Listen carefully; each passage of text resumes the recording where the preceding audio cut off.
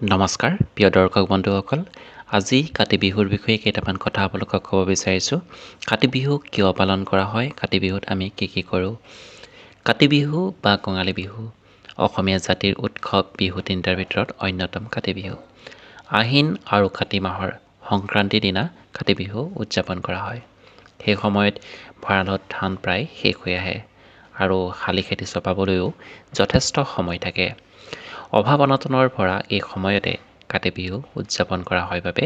কাতি বিহুক কঙালী বিহু বুলিও কোৱা হয় এই বিহুত অসমীয়া মানুহৰ ঘৰে ঘৰে তুলসী পুলি ৰুই তুলসী পুলিৰ গুৰিত চাকি বন্তি জ্বলাই নাম গুণ গোৱা হয়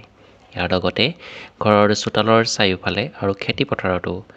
শস্যৰ মংগল কামনা কৰি লখিমীক আদৰা উদ্দেশ্যে চাকি বন্তি জ্বলোৱা হয় লগতে খেতি পথাৰডৰা জাতিষ্কাৰ হৈ অহাৰ সময়তে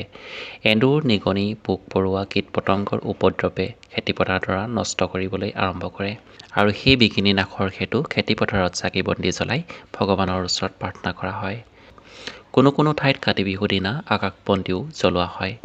কঙালী বিহুত ৰঙালী বিহু বা ভোগালী বিহুৰ দৰে ভোগ প্ৰাচাৰ্য নাথাকে যদিও কাতি বিহু বা কঙালী বিহুক তাৎপৰ্যপূৰ্ণ ধৰ্মীয় অনুষ্ঠান হিচাপেও পালন কৰা হয়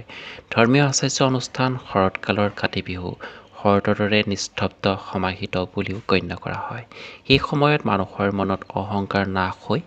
অন্তৰত আধ্যাত্মিক জ্যোতিৰে আলোকিত হোৱা উদ্দেশ্যেৰে কাতি বিহু পালন কৰা হয় আশা কৰিছোঁ কাতি বিহু অসমীয়া সমাজে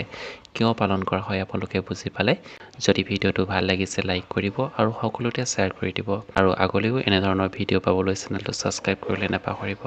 ধন্যবাদ